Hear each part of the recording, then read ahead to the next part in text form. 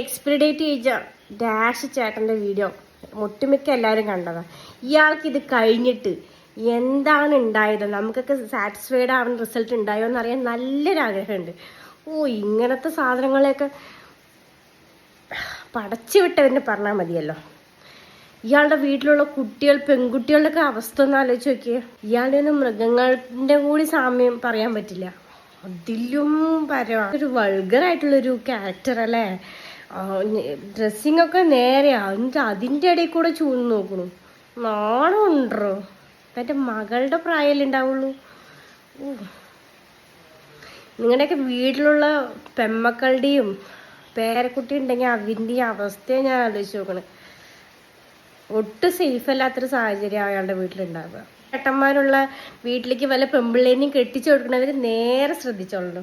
ഇയാൾ ആ പരിസരത്ത് എവിടെയെങ്കിലും ഉണ്ടെങ്കിൽ പോലും പെണ്ണ് കൊടുക്കരുത്.